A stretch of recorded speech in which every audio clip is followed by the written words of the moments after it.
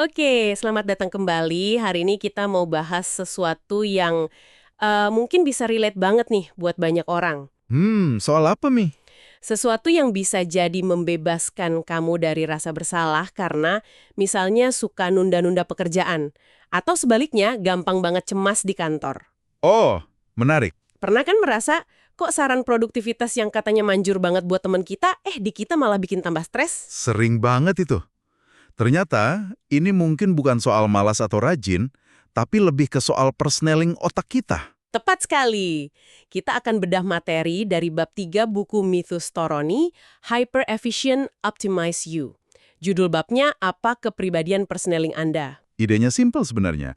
Otak kita itu punya 3 mode utama, ya kayak persneling mobil gitulah. Ada persneling 1 yang pelan, buat santai atau melamun. Oke.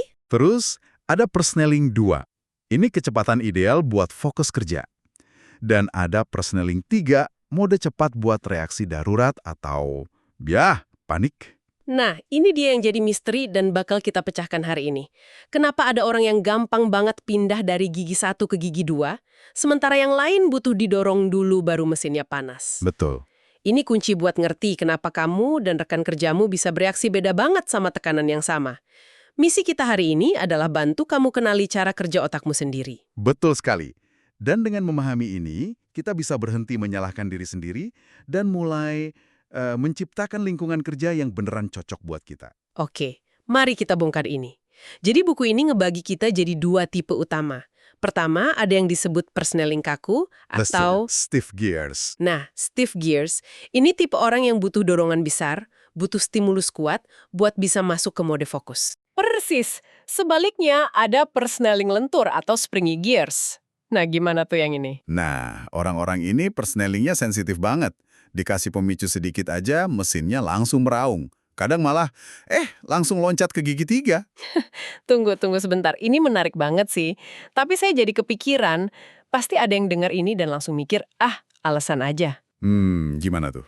Persneling kaku itu kan cuma istilah keren buat orang yang emang males, baru gerak kalau udah dekat deadline.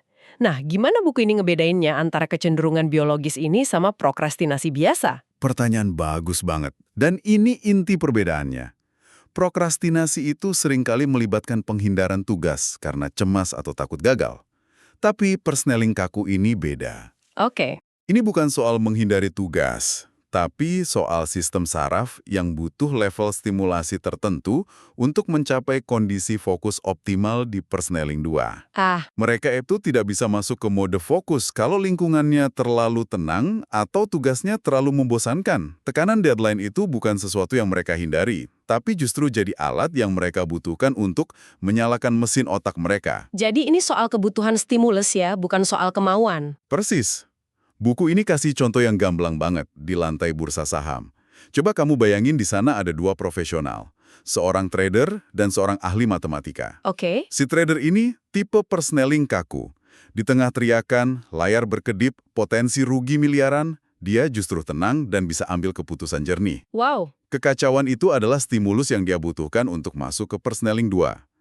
Nah sekarang bayangin si ahli matematika, dia tipe persneling lentur. Kebalikannya berarti ya?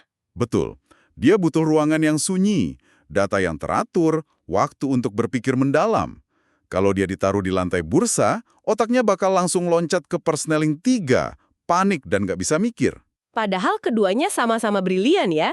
Sama-sama brilian, tapi butuh kondisi yang 180 derajat berbeda untuk bisa optimal. Oke, ini mulai masuk akal. Mari kita dalami si persneling kaku ini. Rasanya ini tipe orang yang sering kita lihat di film-film gitu. Jagoan yang paling tenang justru pas situasi lagi paling genting. Betul sekali. Ciri-cirinya yaitu, mereka seolah hidup dari tekanan, butuh deadline buat motivasi, dan merasa paling berenergi saat menghadapi tantangan besar. Buku ini cerita soal teman penulis, seorang trader Wall Street, super sukses bernama PNC. Orang ini level kakunya luar biasa. Dia bisa dengan santai ambil keputusan trading bernilai jutaan dolar, lalu selama makan siang, dia bisa tidur nyenyak di kantornya yang super sibuk. Gila ya. Serius, bisa tidur siang di tengah keputusan jutaan dolar, tapi stimulus kantornya belum cukup buat dia. Belum cukup sama sekali. Buat dia, Wall Street itu rutinitas. Untuk beneran merasa hidup dan tertantang, dia butuh sesuatu yang jauh lebih ekstrim. Contohnya? Buku ini cerita kalau PNC pernah main ski menuruni Gunung Fuji dalam kondisi cuaca dan keselamatan yang sangat meragukan. Disitulah dia baru merasa otaknya benar-benar menyala. Apa dia ini semacam adrenalin junkie? Suka sama bahayanya gitu?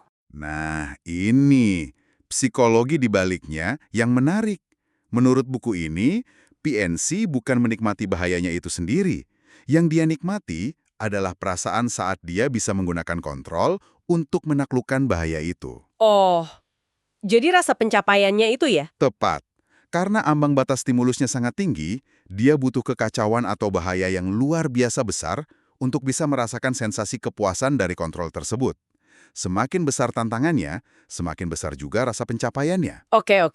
Dan ini ada hubungannya dengan kondisi yang mungkin lebih kita kenal, yaitu ADHD. Ah, iya. Beberapa penelitian menunjukkan kalau orang dengan ADHD seringkali punya sistem dopamin yang kurang aktif, membuat mereka cenderung terjebak di persneling satu mode melamun atau bosan. Jadi mereka butuh stimulasi yang jauh lebih tinggi dari rata-rata. Untuk bisa membangunkan otak mereka dan naik ke persneling 2, betul. Sadar mereka untuk menaikkan persneling mentalnya sendiri. Makanya banyak orang sukses seperti Richard Branson atau atlet Michael Phelps yang didiagnosis ADHD justru bisa mengubah kecenderungan ini jadi kekuatan super di bidang mereka. Mereka nggak melawan arusnya, tapi belajar berselancar di atasnya. Persis. Oke, kisah PNC si trader itu luar biasa, tapi saya yakin banyak dari kita yang justru kebalikannya. Bukan butuh Gunung Fuji buat merasa hidup, notifikasi email masuk aja udah bisa bikin jantung berdebar. Hah, iya benar. Gimana buku ini menjelaskan orang-orang di sisi spektrum yang ini? Nah, kita beralih ke persneling lentur. Kalau tadi, si kaku butuh teriakan untuk bisa dengar, si lentur ini bisa dengar bisikan, seolah-olah itu teriakan. Wah, Sistem saraf mereka itu sangat sensitif. Sedikit saja stimulus, bunyi notifikasi, rekan kerja yang bertanya, atau bahkan pikiran tentang tugas yang belum selesai, bisa langsung menaikkan persneling mereka. ini saya banget kayaknya. Tipe yang kalau mau kerja serius harus tutup semua tab browser, matiin notifikasi HP, pasang headphone peredam bising, baru bisa mulai. Dan itu sangat wajar untuk tipe persneling lentur. Masalahnya, karena persnelingnya sangat mudah naik, mereka seringkali kelewatan. Maksudnya? Bukannya berhenti di persneling 2 yang optimal, mereka malah langsung lompat ke persneling 3, mode cemas atau panik.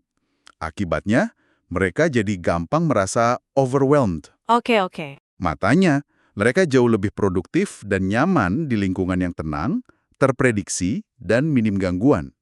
Mereka tidak butuh dorongan dari luar karena mesin mereka sudah menyala dari dalam. Ini menjelaskan kenapa konsep open plan office yang katanya bagus buat kolaborasi itu bisa jadi neraka buat sebagian orang ya. Tepat sekali. Bagi si persneling lentur, open plan office itu seperti mencoba membaca buku di tengah konser rock. Mustahil. Nah, ini jadi pertanyaan penting kan? Apakah kepribadian persneling ini permanen? Apa kalau saya terlahir lentur, saya bakal selamanya jadi orang yang gampang cemas? Jawabannya, menurut buku ini, adalah tidak. Kepribadian persneling kita itu plastis, bisa berubah. Pengalaman hidup bisa sangat mempengaruhi. Contohnya? Contohnya, seorang tentara yang baru pulang dari zona perang. Dia terbiasa dengan lingkungan yang penuh stimulus tinggi. Saat kembali ke kehidupan sipil yang tenang, otaknya mungkin merasa kurang stimulus, dan dia jadi gelisah, butuh waktu untuk kalibrasi ulang. Lingkungan sehari-hari juga pasti berpengaruh dong. Apalagi sekarang kita hidup di dunia digital yang notifikasinya nggak berhenti-berhenti. Tentu, buku ini menyebutnya perubahan tersembunyi. Saat kita terus-menerus membombardir otak kita dengan stimulus dari media sosial, berita, dan pesan singkat, kita tanpa sadar melatih otak kita untuk butuh tingkat stimulasi itu agar bisa berfungsi. Jadi kita jadi kecanduan stimulus ya? Semacam itu. Akibatnya, saat kita dihadapkan pada tugas yang butuh fokus mendalam tanpa gangguan seperti membaca buku, otak kita jadi bosen dan gelisah. Kita jadi kehilangan kemampuan untuk fokus tanpa pemicu eksternal itu. Tapi ini bisa dilatih kembali. Tanpa distraksi, bisa membantu kita mengambil kembali kontrol atas persneling kita. Dan ini membawa kita ke konsep yang lebih dalam lagi. Akselerator pribadi. Ini apa lagi? Ini adalah pemicu unik yang sangat spesifik yang bisa membuat persnelingmu melonjak secara berlebihan, bahkan kalau kamu biasanya tidak seperti itu. Ini yang bikin kita semua jadi kompleks dan unik. Oke. Buku ini punya cerita luar biasa tentang seorang perempuan bernama Becca. Dari luar, Becca ini kelihatan punya persneling yang sangat kaku. Dia pernah menghadapi perampok bersenjata dengan sangat tenang. Wow. Di sekolah, dia butuh mata pelajaran yang super sulit untuk bisa fokus. Kalau pelajarannya gampang, dia malah melamun. Oke. Jadi dia jelas banget, tipe kaku. Super tenang di bawah tekanan. Tanya. Akselerator pribadinya adalah batas waktu. Deadline. Hah? Serius? Orang yang tenang hadapin perampok, panik karena deadline laporan. Sekecil apapun deadline itu. Persneling kakunya yang biasanya tenang langsung berubah jadi hiperlentur. Dia jadi sangat cemas, panik, dan tidak bisa berpikir jernih. Wow, kisah BK itu beneran mengubah cara saya memandang orang sih. Ini menunjukkan betapa spesifiknya pemicu stres kita. Ini bukan soal berani atau penakut secara umum. Persis. Kita bukan cuma sekedar tipe kaku atau tipe lentur.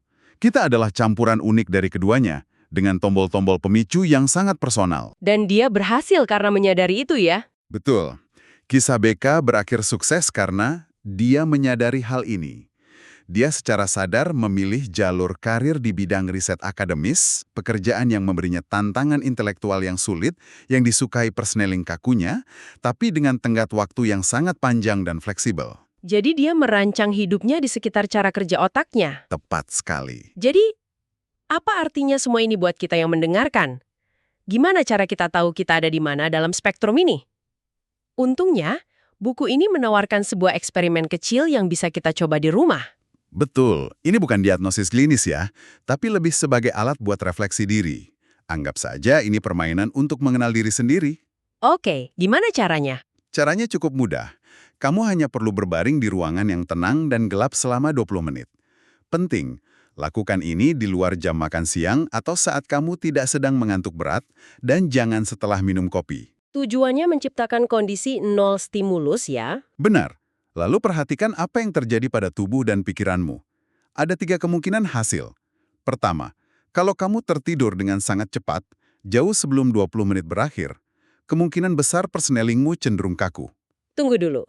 Kalau saya langsung ketiduran, bukannya itu artinya saya lagi capek aja. Kok kesimpulannya malah saya butuh lebih banyak stimulus buat tetap terjaga? Agak berlawanan dengan intuisi kan? Pertanyaan yang sangat bagus. Logikanya begini. Dalam kondisi nol stimulus, sistem saraf kaku tidak mendapatkan input yang cukup untuk mempertahankan kesadaran atau kewaspadaan. Ibarat mesin yang butuh bensin untuk tetap menyala, otakmu butuh stimulus. Tanpa itu, mesinnya mati. Jadi otakmu jadi mati atau tertidur karena saking bosannya. Oke, masuk akal. Itu hasil pertama. Bagaimana dengan hasil kedua? Hasil kedua adalah kebalikannya. Kalau setelah 20 menit kamu masih terjaga sepenuhnya, pikiranmu mungkin masih aktif, dan kamu sama sekali tidak merasa mengantuk, ini menunjukkan kemungkinan persnelingmu lebih lentur. Oke. Sistem sarafmu sudah berada dalam mode siaga, bahkan tanpa ada stimulus dari luar. Dia bisa menghasilkan bensinnya sendiri, gitu. Dan yang ketiga? Mungkin yang paling umum? Yang ketiga adalah kalau kamu mulai merasa mengantuk atau setengah tertidur menjelang akhir periode 20 menit. Ini berarti kamu kemungkinan besar berada di tengah-tengah spektrum. Oke. Tentu saja, untuk hasil yang lebih akurat, buku ini menyarankan untuk mencoba tes ini beberapa kali di hari yang berbeda, untuk menyingkirkan faktor lain seperti tingkat kelelahan pada hari itu. Eksperimen kecil yang bisa memberikan wawasan besar tentang cara kerja diri sendiri. Sangat menarik. Tepat. Dan ini membawa kita ke kesimpulan utamanya. Mengenali kepribadian persneling ini bukan soal memberi label pada diri sendiri. Oh, aku si kaku. Oh, aku si lentur. Bukan itu tujuannya. Tapi lebih ke? Tujuannya adalah memahami di lingkungan dan kondisi seperti apa kamu bisa bekerja dengan energi terbaikmu. Ini adalah alat untuk berhenti menyalahkan diri sendiri karena tidak bisa fokus di kantor yang bising atau merasa bosan setengah mati di pekerjaan yang terlalu rutin. Jadi ini semacam manual untuk otak kita sendiri ya? Bisa dibilang begitu. Ini adalah langkah pertama untuk mulai merancang cara kerja dan bahkan hidup yang lebih sesuai dengan sifat alami kita, bukan terus-menerus melawannya. Ini tentang menciptakan keselarasan antara dirimu dan lingkunganmu. Ini meninggalkan kita dengan satu pertanyaan besar untuk kamu renungkan. Selama ini, kalau lingkungan kerja tidak cocok dengan kepribadian personaling kita seringkali sibuk memaksa diri untuk beradaptasi, untuk cocok. Hmm. Tapi bagaimana jika solusinya bukan mengubah diri kamu melainkan secara sadar merancang ulang alur kerja dan lingkungan kamu agar sesuai dengan kecenderungan alami tersebut? Setelah mendengar ini, dan mungkin setelah mencoba tes kecil tadi, perubahan kecil apa yang bisa kamu lakukan besok pagi setelah mengetahui apakah kamu lebih cenderung kaku atau lentur untuk membuat harimu sedikit lebih mudah dan lebih produktif?